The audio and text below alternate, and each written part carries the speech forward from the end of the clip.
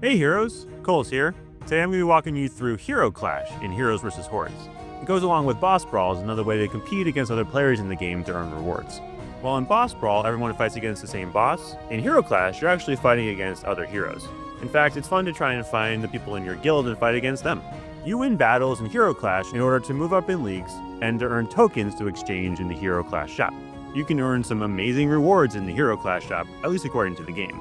I'm going to walk you through the mechanics of Hero Clash, a strategy for winning in Hero Clash, the best heroes for Hero Clash, and also what to get in the exchange shop, so what are the best rewards.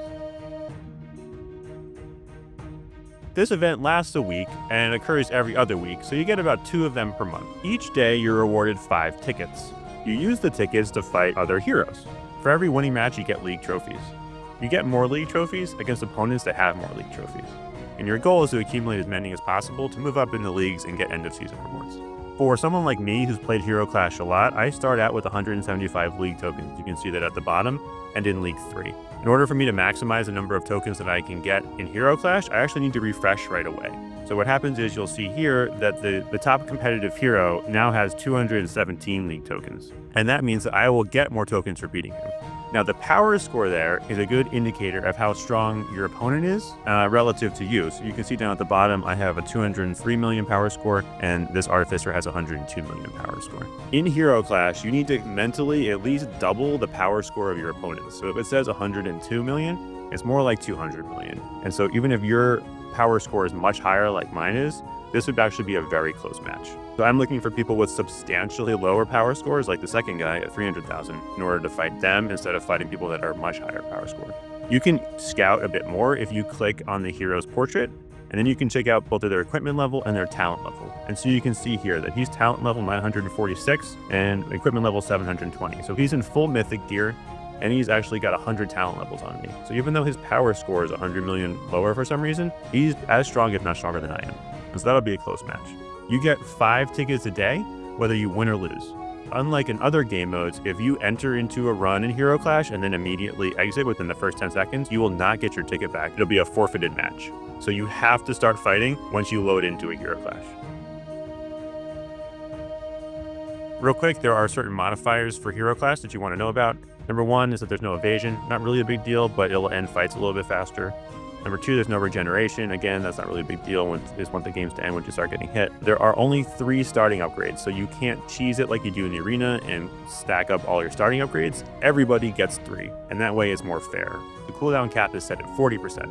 There's no hero invulnerability, so things like Monk lose power, and things like the Knight Shield lose power, and enemies are immune from instant kill, so things like instant kill on your Ranger or your Rogue Ring are not going to help you. And then you can see here that the blessings for the week apply to everybody, right? So he has his blessing of an ultimate duration increase, and I do too, and even though we're not in the right faction. I'm pretty sure the blessings apply to all heroes. Hero priority in Hero Clash. The best hero that I've seen so far is Artificer. If you can get him up to 5-star Forge, he's the top tier best hero in Hero Clash. Clockwork Mage is very good, and it's the best one that I have. Warlord is also very strong. For the same reason that he's strong in Nightmare mode, he can actually get hit and heal through it. The other big one that you'll see a lot on the top of the leaderboards is Oracle. Her AoE damage is great for this mode. Again, anything with AoE and circular damage is going to do fantastic. She fits that bill. And the other big one is Necromancer. Necromancer can use his minions to tank forever and ever, and so Necromancer is an incredibly strong hero in Hero Clash. Those are my top 5 by far. I've seen people do okay with Werebeast, anything with massive amounts of AoE. Monk is also good. If you have Monk at 4 or 5-star Forge, Monk is also very good. I see a lot of people try and use Santa. Don't use Santa for this mode. His skills don't do damage, and his levels don't do damage. He's all focused around farming. So even if you have 3-star Santa, he's not worth using in Hero Clash. You equip slightly different gear and jewels for Hero Clash because the modifiers limit cooldown, and because of how level up works in the early part of Hero Clash. You're going to start with your standard DPS build, which is Rogue Helm, Chest, Gloves, and Necklace, followed by Ranger Boots and Wizard Ring. Because Instant Kill is disabled, we go with Wizard Ring over the Rogue Ring here. Now, the one slight adjustment that I make to Hero Clash, I substitute out the Rogue Chest for the Ranger Chest. I do that because the Ranger Chest, at least when you get to Ascended, gives you additional reshuffles. The additional reshuffles per run will let you optimize for getting the best weapons at the beginning of Hero Clash. And because Hero Clash ends so quickly, getting the best weapons is super important. It's also like an arena where your weapons that you get maxed out automatically, and that makes weapons more valuable than tomes, especially early. So this is a typical build that I use for Hero Clash. You could also substitute out the Wizard Ring for a Rogue Ring. I don't think it's worth it in this case because the Horde don't have a ton of health, and so that explosion won't do a bunch of damage to the other Horde around them. So that's typically how I set up my build: a Rogue Helm, Ranger Armor, Ranger Boots, Rogue Gloves, Rogue Necklace, and Wizard Ring. The other big difference is in the jewels. You can see my typical jewel setup is all around cooldown and hitting the cooldown cap of 60% in normal and hard mode. However, in Hero Clash, the cooldown cap is set at 40%, and so we're going to optimize around that. And what you end up doing is substituting out most of your cooldown jewels for area of effect jewels, assuming you're already at the 40% cap. If you're not at the 40% cap, then include cooldown jewels until you hit the 40% cap. So in my case, I'm going to start putting in all of my area of effect jewels to replace all of my cooldown jewels. Okay, so you can see that we've changed our gear from being mostly built around cooldown to mostly built around area of effect. And then you want your 2 ultimate jewels, vulnerability, and then I use projectile P and projectile M down at the bottom because I can fill up everything else with area of effect, and I've hit my cooldown cap. So you can see here, my cooldown is at 48.8%. And this will actually happen to a few heroes where you have too much cooldown. Clockwork Mage is one of them, and there are several others that if they get plus cooldown in their kit, that they'll actually go over the 40% cap. And unfortunately, all that is wasted. And so heroes that go over that cap, especially somebody like Werebeast who goes way over that cap just from innate cooldown, is losing a lot of potential damage because those are skills or levels that other heroes will have damaging abilities in Hero Clash, and they won't. In Hero Clash, using your pets to do the most damage. So I go with my highest rarity pet at the highest level, which in this case is my Hydrobasilisk, and I support it with my 2 other pets that do the most damage. In this case, it's both Emberpaw and Crystalsaurus. I could also probably put in Pyrocrankin for Emberpaw and net out to about the same DPS. Early in the game, right, you're going to look at like Pyrocrankin as a main, and maybe Emberpaw and a Striker as a passive. And as you get them, you're going to have your Epic Peppy your main, and then Pyrocrankin and Emberpaw be your passives. So I'm going to load into a battle here against Conan, because you can see here his power score is way lower than mine. And when it's like 10 times lower, I know I'm going to be okay. Now, weapon priority in Hero Clash is a little bit different than in other forms of this game. Priority weapons in Hero Clash are all based on AoE. So you're looking for something like Bomb, Fire Orbs, or anything else that has circular AoE around you. I also think Chain Lightning is perfectly fine to take. We want weapons over tomes, because weapons are the equivalent of 5 levels, and they do more damage, and then tomes amplify that. So we're looking to get at least 2 weapons in our initial roll down here, and this is also why we took Ascended Ranger Chest, because it gives us additional rolls in this early roll down.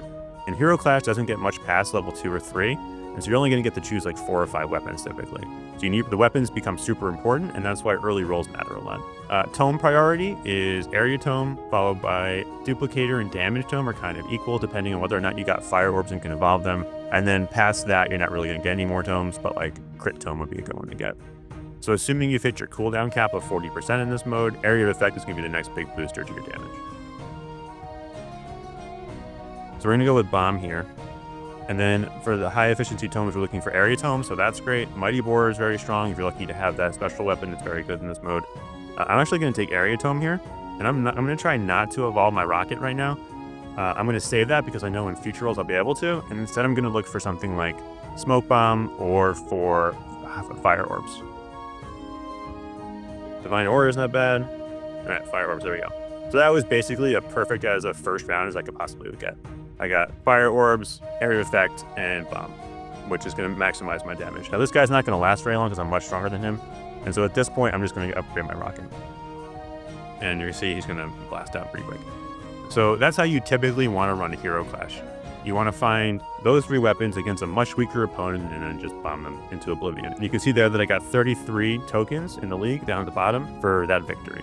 About 30 to 35 is what you can expect if you challenge the first 2 people in your Hero Clash kind of order. Now here's the important thing too. After you've won a battle, the number of league points you get is going to go up. So you can see it went from 175 to 208 down at the bottom, which means that I need to get new opponents. So after you win a Hero Clash, you always want to refresh and get a new set of opponents. You can see there that Frosty Turds has more league tokens than the previous set of heroes did. And so if I beat him, I'll get more league tokens back. As you move up into each league, you get awarded additional event tokens, and there are a total of, so if we go to this little box, right? We start off in League 1. You get event tokens for each league that you clear up. We just got into League 4, so that's additional 900. There are a total of 11 leagues to get up through. Last part of Hero Clash is the rewards, so we can go to the exchange and see what the rewards are. You're going to see the heroes at the top, and those seem the most glitzy. In fact, I bought Lionheart for 100,000 tokens, thinking like, oh, at least I'll have some global buffs that would be helpful. And they're not. These heroes are just like a total token sink. So I know it feels really bad to like say don't get the heroes in this event, but don't get the heroes in this event. The actual best things you can get are the tokens for weapons, especially high value special weapon tokens. Usually each week, one of these weapons will be a special weapon like the boar or like smoke bomb.